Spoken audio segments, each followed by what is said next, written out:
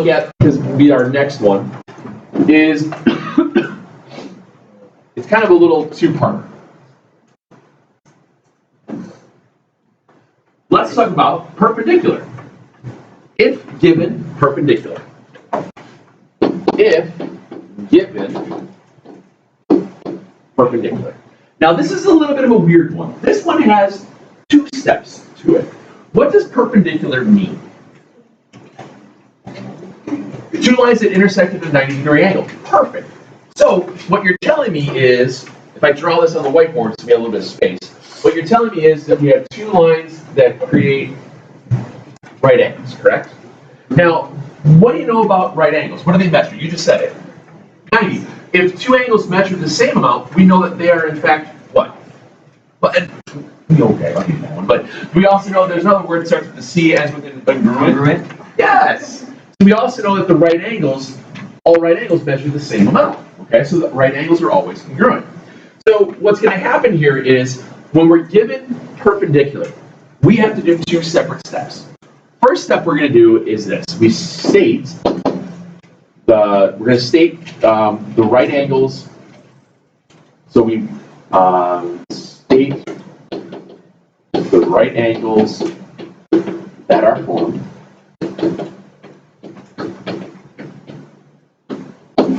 The reason for that is the definition of being perpendicular. Just like how it was following through on that pathway on Tuesday, how we used the definition to do something else, we're still following that same progression, if you will. Okay? So here, what we do is if we know that you're given perpendicular, we know then we have right angles that are formed. So what we do is we state what the lettering is. That's what I mean by that, by state the right angles that are formed.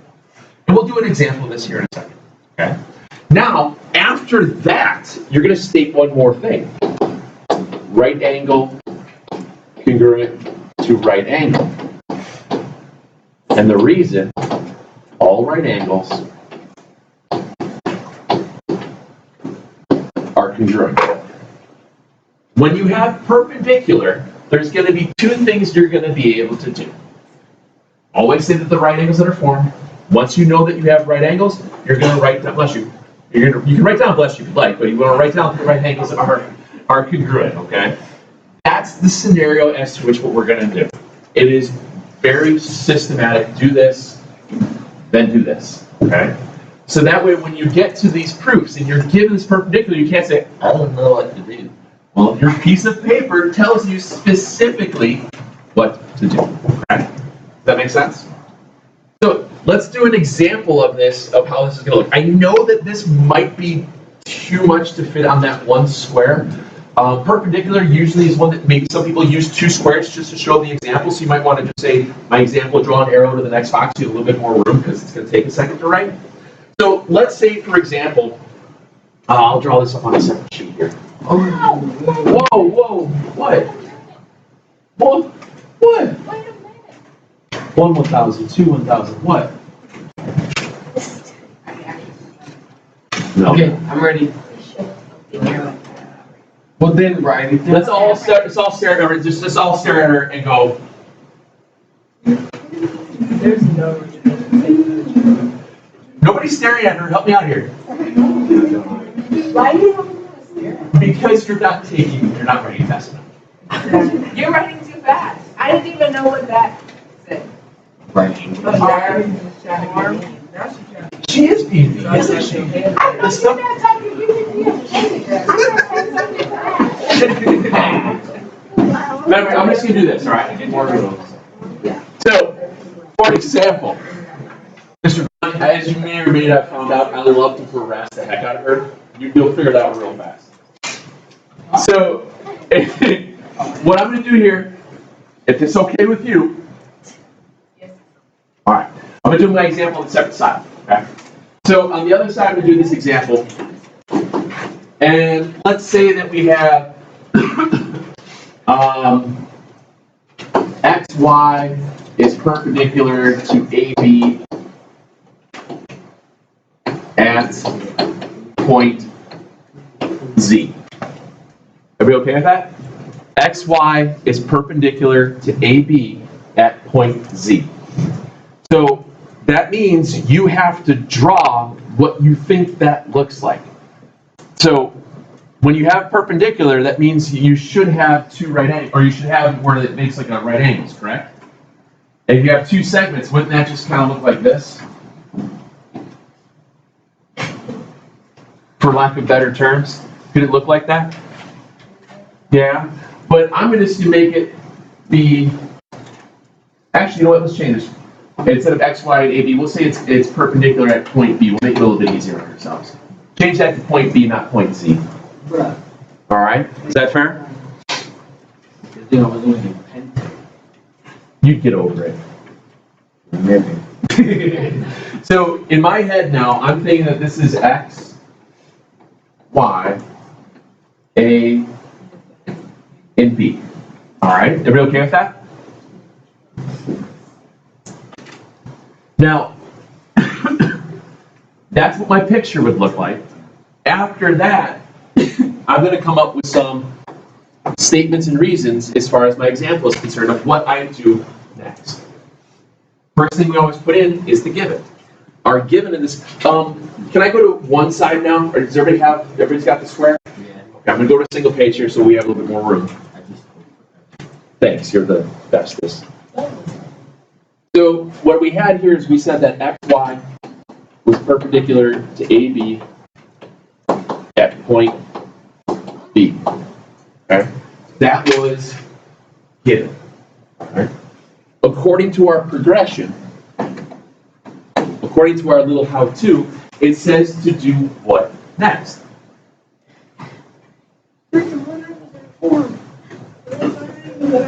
Exactly, state the right angles are formed. So we look at our diagram. Well, if I'm looking for what angles are formed, well, XBA is a right angle, ABY is a right angle. So I would write angle XBA and angle BAY are right angles.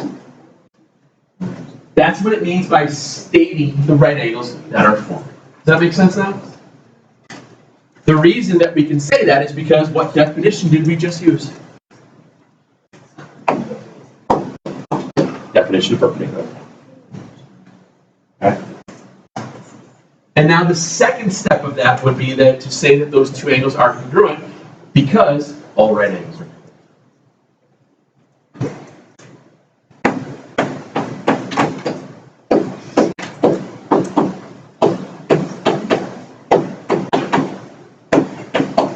Oops.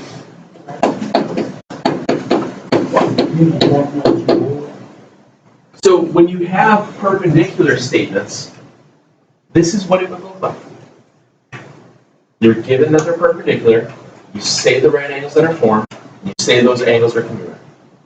Two steps out of it. Right? And this will work every single time. It is. It's exactly right. These are the instructions on what to do. If you follow them, and that's the idea, you've got that in front of you now, so you go back and reference them, so when you're looking at something, oh, this is perpendicular, or what does it tell me to do for this? Oh, I know. Tell me which angles are formed that are right angles. Oh, I know that all those right angles are congruent. You're following your instructions to do a proof. Yeah. Well, it's your handwriting. Okay, is that clear on that? All right.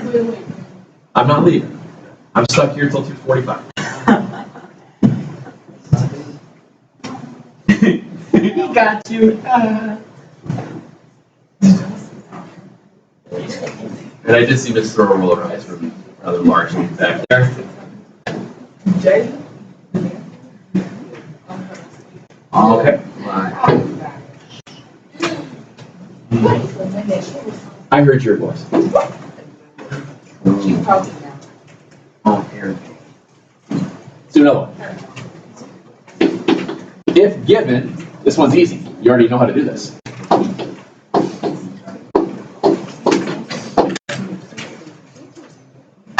Because we just used it. Given, right? RT. Given right angle. Exactly right. Or correct, I should say. So, I'm sorry. Yeah, that was.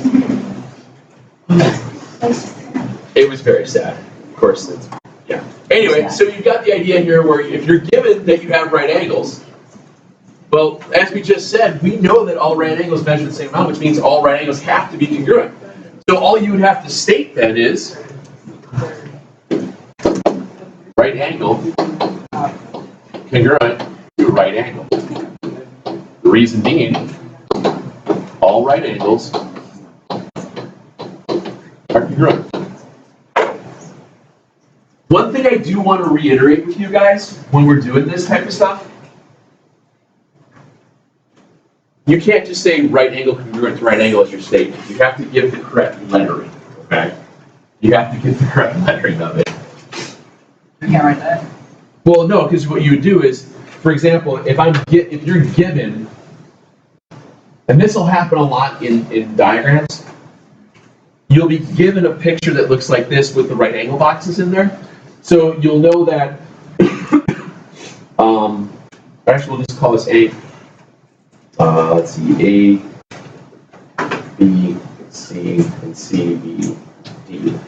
So if you're given angles A, B, C, and angles C, B, D are right angles, you're given that. Well, what do you know then? Okay, which means what can you say? They're congruent to each other. So the idea is, if you're given something like this, which happens very often,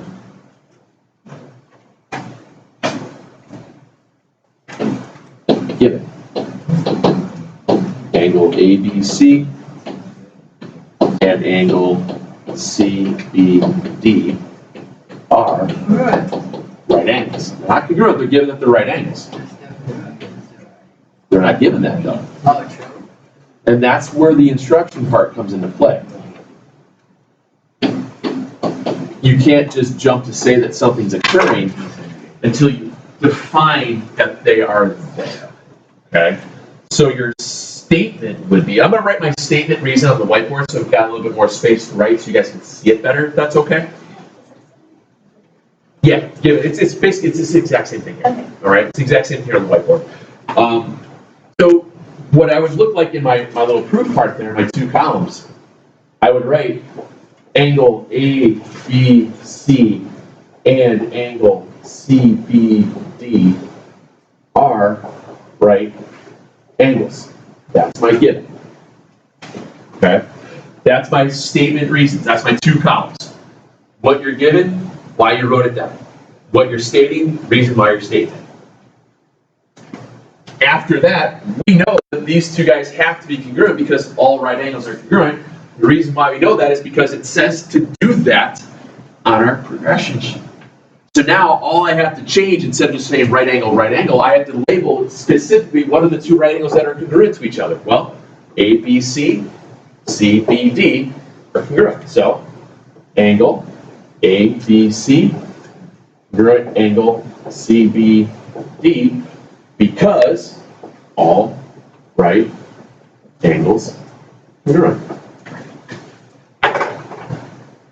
It seems redundant because you know when you have a right angle that they always measure the same amount. But when you're doing a proof, you have to be that straightforward and that specific to detail that they're there. It's one of those things that's kind of a pain, but if you trust me on this for the course of the next, about 3 weeks maybe? 3 weeks. With the segments and angles, triangles usually does hard too. So get about 3. I'd say it's about 3.5 weeks max. I'll be here for half of that. So the idea is, for the next maybe 3.5 weeks when we're doing this stuff, these sheets here, these sheets of having this info, it tells you exactly what to do. So make sure you've got decent-ish handwriting as you're going through those, and don't lose them, okay? If you didn't do this on Tuesday, especially today, because we're going to have about 10, 11 of them on here, please make sure you take a picture of it, so that way if you do lose them, you have a a backup, you know, and go from there. All right? Whose handwriting is to be good? Yours. Mine. I mean, I know. Not terrible? You seem worried. Don't be worried. You've got that little worried look to you. And that's the uncontrollable laughter part of it. It's going to be okay. All right. So far, so let's look at this one then. One of the other things that we know. Yes, ma'am. Continue. One of the things that we can do is this is one of the first ones that I'm going to put on here that isn't technically a progression. It is a look for. Write it down. Yep.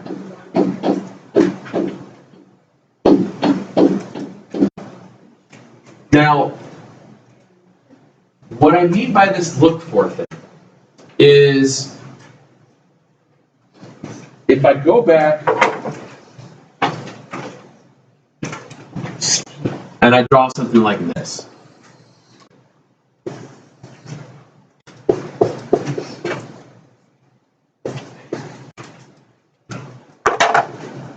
What would you do there?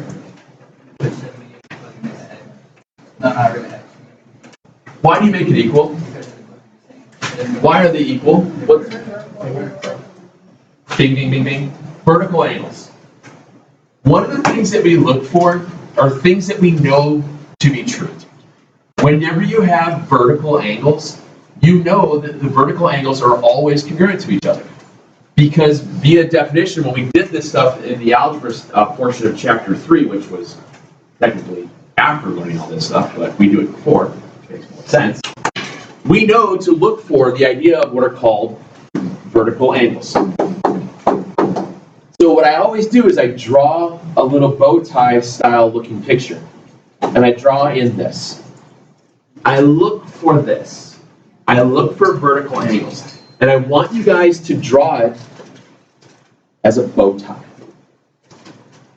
I remember the bow tie. The reason I want you to draw it as a bow tie is because now if you look at it, those are two what shapes? Triangles. We're eventually going to head towards showing that triangles are congruent to one another. And a lot of times you'll have diagrams that look like this. Okay? So the idea here becomes, if I can look at something via a diagram, there are certain things that we can infer from that. We can infer linear pairs. We can infer segment addition, angle addition, vertical angles. There are certain rules of things that you can take from diagrams. This is one of them. And this is the one that we like to do a lot of. So you look for vertical angles. So what would happen here is, in terms of statements and reasons, I guess the best thing I would do is just say, it's not technically a given to you. What you would say is some angle is congruent to some other angle, and the reason would be vertical angles are congruent. That's kind of what this would look, when I do this thing called the look for.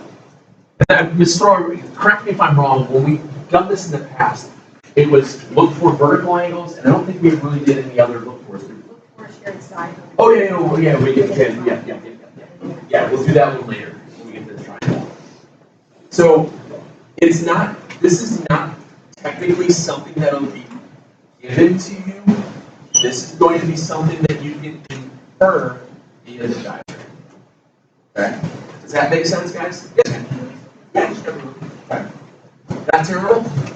And I'll keep asking this because I know this is a lot of stuff here, and I'm just trying to make this as simplistic as possible. Okay. Now, the other thing that we come across here, and I'm going to show you an example of this real quick before we get to the square, is if we go back to this one.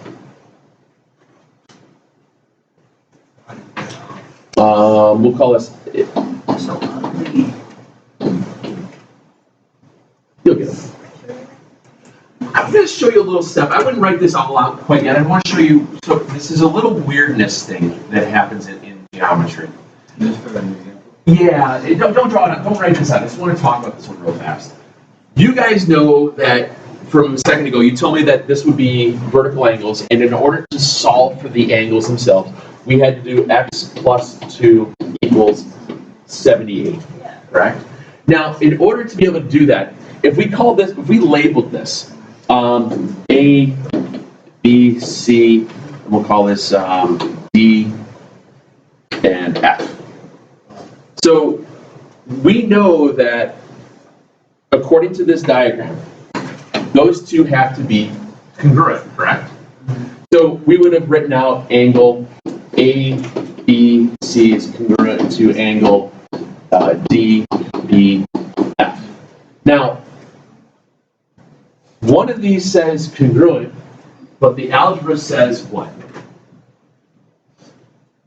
Equal. In geometry, when we do proof stuff, there are going to be times that we have to switch from congruent to equal. We're switching between two worlds at this point. We switch between the geometry world to an algebra world. The algebra is always done with equal signs because you're talking about measurement. When specific things have equal measure, then we know that they are congruent. That's the geometry portion. Remember how we talk about geometry is usually that one step beyond?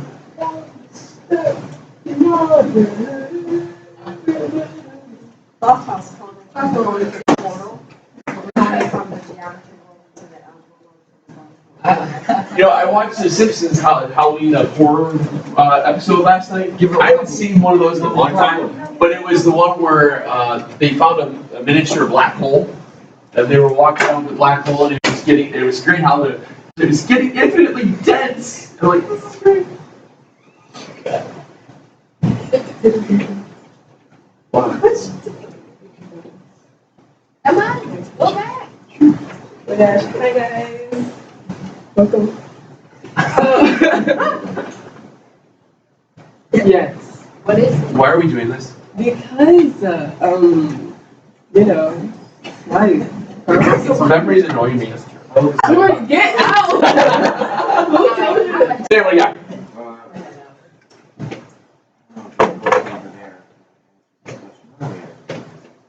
The idea behind this, I don't know, this is a great question. It really is. It's no one's ever going to go right up to you and say, do this proof or you cannot pass or you cannot get this job. The idea behind this stuff is using background info, referencing to set up and solve a situation. How do you reference to show that something is in fact true? It's like a reference, not a reference paper. It's like a research paper, but in terms of math.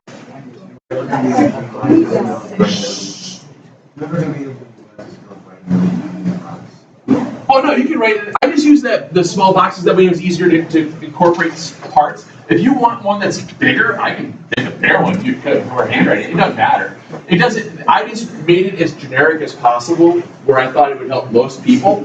If you want to have one that's bigger, let me know. I'll make one that's a little bit larger. It's not a big deal. It's no big deal. All right. So let's. Yeah. So again, the idea here is, whenever we're given, and you'll see more of this as we get into some of the actual segment addition and angle addition portions of this. What happens is we need to be able to switch between congruency and equality. And sometimes we switch back from equality to congruent. And it's a super easy thing. Now this was one, excuse me. We'll put it in as another little asterisk to switch. Yep. This is why I drew a box between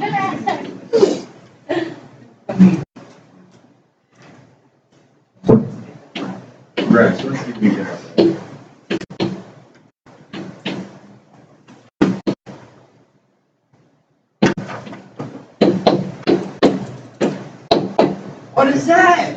the switch between congruency to equality or from equality to congruency. You don't have to memorize any of this stuff. It's on that sheet of paper. I'm talking about. Yes, for $1. Wait. I don't think that's legal. Okay? Now, remember, as we get into this, you'll see why we do this. Right now, over the past couple of days, all I've been trying to do is show you guys a ton of these little examples that we will come across, so that way you know what to look for. So what happens is, all you have to do is this. We'll say angle X is congruent to angle Y. We'll say that's given. And then if I wanted to switch that to equal, all I have to do is say this. Angle X is equal to angle Y. And my reason? Definition of congruent. It is a simple step that switches between worlds. And it works the same way going the other direction. Okay, if you had to go from equal to congruent, it's the same reason. Okay, it's the exact same reason. This is how we start with the congruency statement. We knew that those angles were congruent because they were vertical. How do I do the algebra? I have to switch them to equal to do the algebra. You have to switch to equal to do algebra. And you'll see a lot of that starting, I don't know, maybe in about 5-10 minutes, and especially more tomorrow. Again, trust me, you have to believe me that there's nothing crazy to this. It's just getting this, the background stuff is weird. Yes, ma'am? So since we have this sheet, are we supposed to know? Kind of. Because the reason I give you guys this sheet is because proofs can be overwhelming. And if you know where to start, it gets you one foot moving. Okay?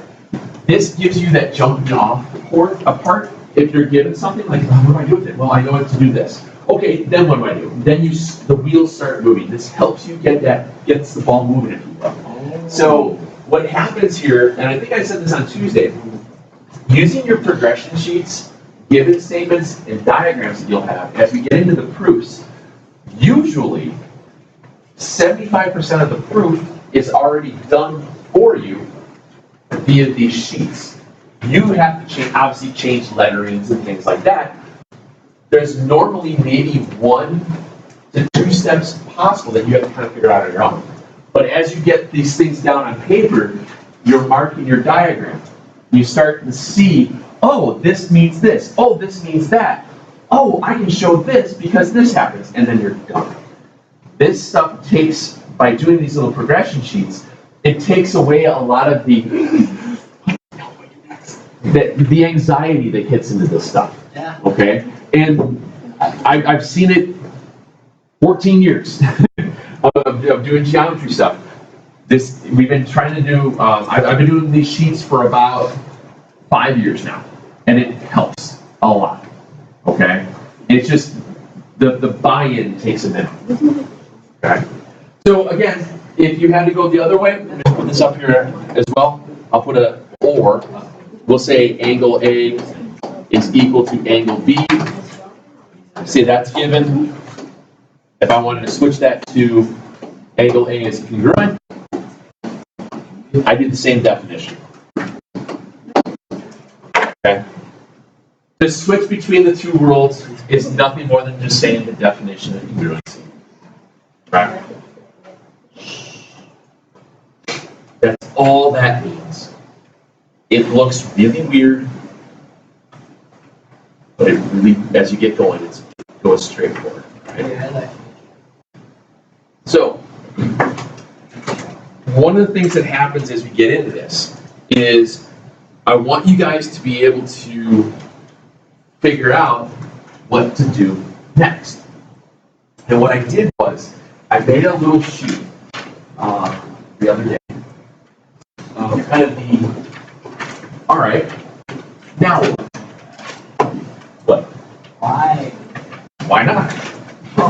Why? I love this. It's so fun. It's just something to look for. Oh, man. Well, I'm not taking off. I'm sorry, are we done with this? No. You're going to use it.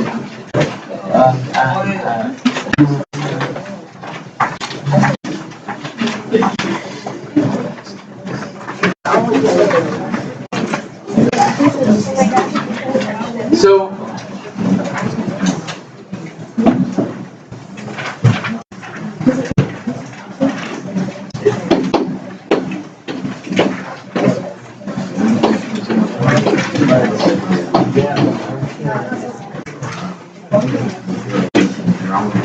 This is another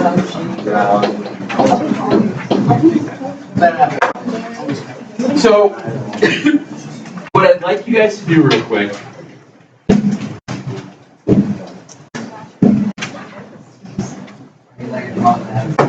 We're getting there. Do you still have your? You should still have that little reason bank. Okay. We've had it for a while. It was one of the first days. When we started talking about the algebra stuff, we started talking about the add prop equal, divide prop equal, those things.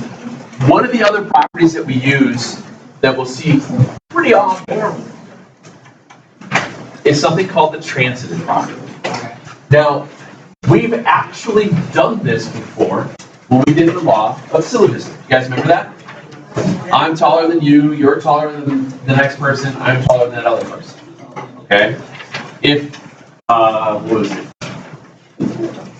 If Moose eats a pizza, then he'll have a Sprite. Right, and Moose ate a pizza. Oh, that was the text. Oh, yeah. That was the text. Yeah. Mm-hmm. So, what this is, on that reason bank, at the very bottom, on the very bottom of this reason bank, it talks about this thing called the transitive property.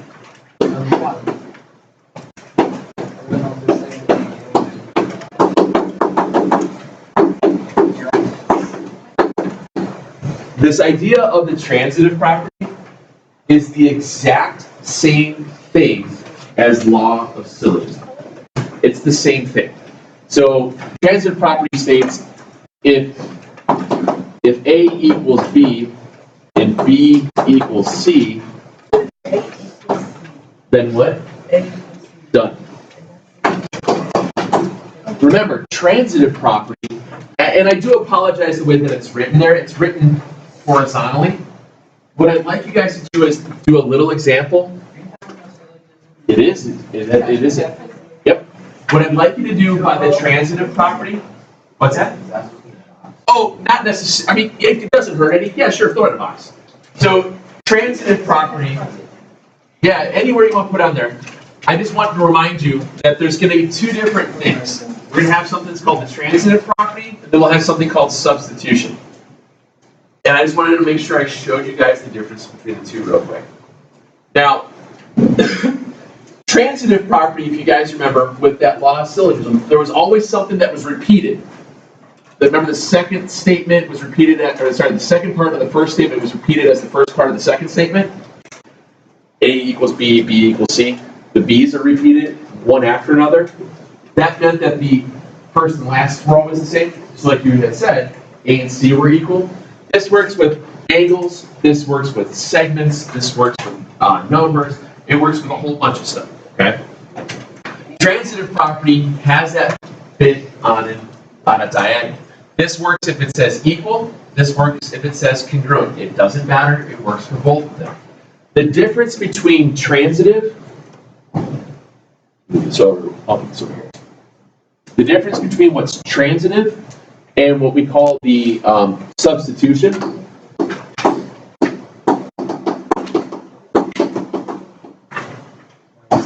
Substitution would be, excuse me, x equals y and z equals y. What's that? Sure. I want to show you guys the difference between the two.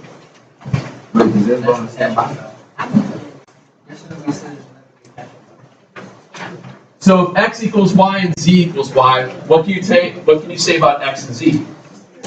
They're the same because they equal the same thing, right? Now notice how it's still showing this, but what's the difference between substitution and transitive? What's that? Well, you're using what you know on both of them. They're not diagonal. That's really the only thing I need you to worry about. Substitution, they're not diagonal. Transitive, they're diagonal. Substitution, they're not. That's the difference. Bless you. They basically mean the same thing, but as we get into stuff more specific, if you want to think of it this way, substitution is not diagonal, transitive is. All right. So now back to the sheet I just gave you. The sheet I just gave you on the questions, the way that they are worded, it states that, now what do I do? For these next given statements, draw a diagram, if possible. Then use your progression sheet to come up with the next statement, parentheses, and reasons. Because we know there are some cases that you can do more than one statement. Particular. Okay? Things like that. So, in this first case here, you're given this. What I want you guys to get a custom of writing out then is what it would look like via two columns. So this is my first problem, given. So I need to write this as, it's over this way. I'm going to write this as a, forgot the two. Oh, yeah, that now. Oh. That's your given. I want to write what my next step would be in terms of a proof. So what do you do first when you have a given statement? You write the first thing. All right, we're given angle 1 is congruent to angle 2. Angle 2 is congruent to angle 3.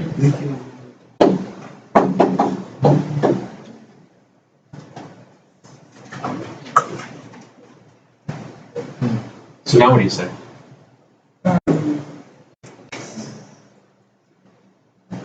Very good. My next step then would be to say angle 1 is congruent to angle 3 because they're on a diagonal, so it would be what property? Transitive. So it is right transpop. Or transitive. Let's write transitive. It's fine. Done. Transitive is better. We'll use transitive. That's all you gotta do. What's the next step you can come up with? Oh, I can say those two are equal or congruent because of the transitive property. Done. Done. The idea here is I want you guys to look at these givens. If you can, some of them you can draw a picture. For example, number 2, you can draw a picture. And then what would you do? You're given an angle bisector. According to your sheet, what do angle bisectors do? Cut what in half? The angle. So what's created? Look at your sheet. Look at your progression sheet. You never get this wrong if you look at the sheet. What do angle bisectors do? You're given an angle bisector. What should you say?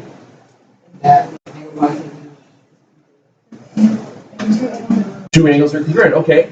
What are the two angles? Draw the picture. Figure it out. Fill in the blanks. That's what you're doing.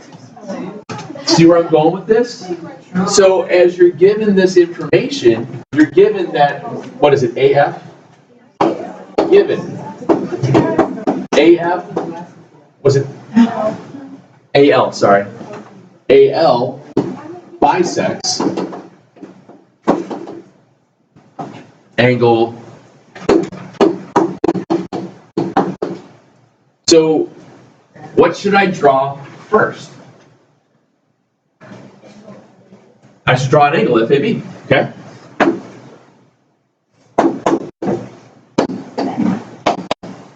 Then what do I draw? The bisector. The bisector is called AL. Angle bisector, it creates two congruent angles. Well, what are the two congruent angles? Boom, boom. And you fill it in. That's your second step. That's the idea behind using progression sheet. You're given something, you can mark a diagram.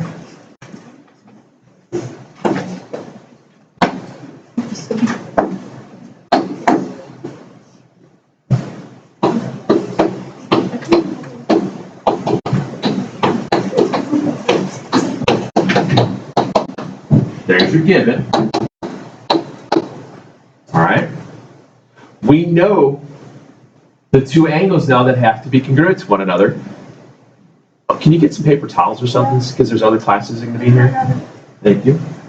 So then we know that you have two angles that have to be congruent to each other. Well, you drew a picture, and now you write down the two angles because that's what your sheet told you to do. You should never not know your next step because it's in front of you. Okay? That's the whole point of these things. Angle, F-A-L, congruent. Angle, L-A-B. Definition, angle, bisector. First I didn't get this, now I do. Good. Yes, you do. You do. You have an angle bisector on your sheet. What does it tell you it does? It creates two congruent angles. What do you have to do? You have to draw a picture of what that looks like. Draw an angle. You know how to do that. You know how to bisect. You know how to label which one's which. You write it down. That sheet tells you how to do all of it. Okay?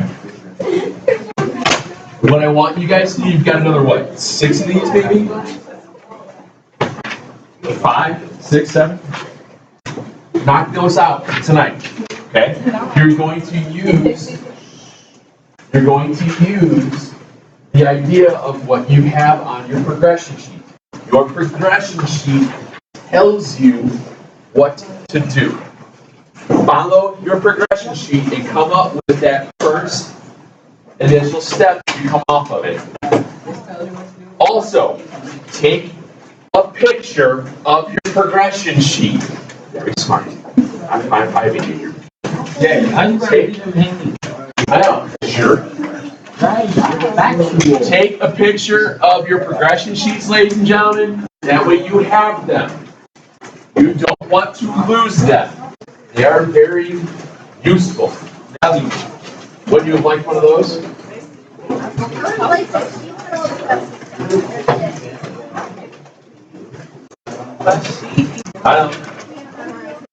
I know. So do we.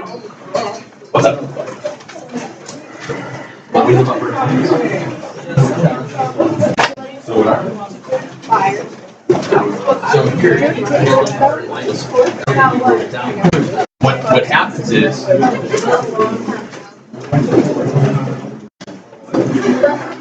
I would say what angles are congruent to each other. So in your case there, what are the two angles? Yeah. So you know that you're given it there is what 7 and 8 are vertical. Given 7 is congruent to 8. Reason definition vertical. Vertical lines are congruent.